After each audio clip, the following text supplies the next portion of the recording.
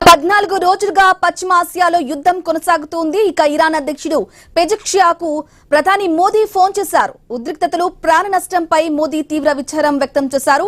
అలాగే భారతీయుల భద్రత, ఇంధన సరఫరాపై చర్చించారు.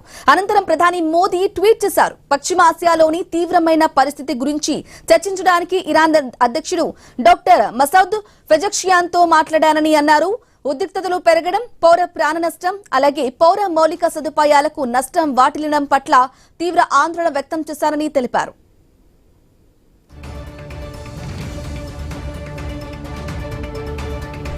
ఇక ప్రపంచ సంక్షోభం నుంచి ఉత్పన్నమయ్యే ఆర్థిక ఒత్తిళ్లను ప్రభుత్వం ఎలా నిర్వహించిందో రష్యా ఉక్రెయిన్ సంఘర్షణలో సమయంలో భారతదేశం విధానాన్ని ప్రధాని గుర్తు చేశారు. యుద్ధ పరిణామాల భారం భారత పౌరులపై పడకుండా చూసుకోవడానికి ప్రభుత్వం ఎల్లప్పుడూ అన్ని ప్రయత్నాలు చేసిందని తెలిపారు. ఇక రష్యా ఉక్రెయిన్ సంక్షోభం పెరిగినప్పుడు ఎరువుల ధరలు విపరీతంగా పెరిగాయని, అయినప్పటికీ రైతులకు 300కు యూరియా బ్యాగ్ ను అందించామని పేర్కొన్నారు. తాజాగా రాష్ట్ర అధికారుల సహకారం కోరుతూ ప్రస్తుత సంక్షోభ సమయంలో మార్కెట్ తారుమారు, తప్పుడు సమాచారంపై కఠినమైన అప్రమత్తను పాటించాలని ప్రధాని మోదీ కోరారు.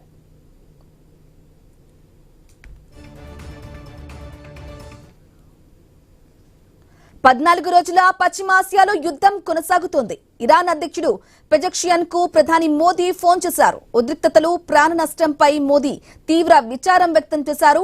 అలాగే భారతీయుల భద్రత, ఇంధన సరఫరాపై చర్చించారు. అనంతరం ప్రధాని మోదీ ట్వీట్ చేశారు. పశ్చిమాసియాలోని తీవ్రమైన పరిస్థితి గురించి చర్చించడానికి ఇరాన్ అధ్యక్షుడు డాక్టర్ మసౌద్ పెజెష్కియాన్తో మాట్లాడారని అన్నారు. ఉద్రిక్తతలు పెరగటం, పౌర ప్రాణ నష్టం, అలాగే పౌర మౌలిక సదుపాయాలకు నష్టం వాటిల్లడం పట్ల తీవ్ర ఆందోళన వ్యక్తం చేశారని తెలిపారు. ఇక ప్రపంచ సంక్షోభం నుంచి ఉత్పన్నమయ్యే ఆర్థిక ఒత్తిళ్లను ప్రభుత్వం ఎలా నిర్వహించిందో రష్యా ఉక్రెయిన్ సంఘర్షణ సమయంలో భారతదేశం విధానాన్ని ప్రధాని గుర్తు చేశారు. యుద్ధ పరిణామాల భారం భారత పౌరులపై పడకుండా చూసుకోవటానికి ప్రభుత్వం ఎల్లప్పుడూ అన్ని ప్రయత్నాలు చేసిందని తెలిపారు. రష్యా ఉక్రెయిన్ సంక్షోభం పెరిగినప్పుడు ఎరువుల ధరలు విపరీతంగా పెరిగాయని, అయినప్పటికీ రైతులకు 300కు యూరియా బ్యాగ్ ను అందించామని పేర్కొన్నారు.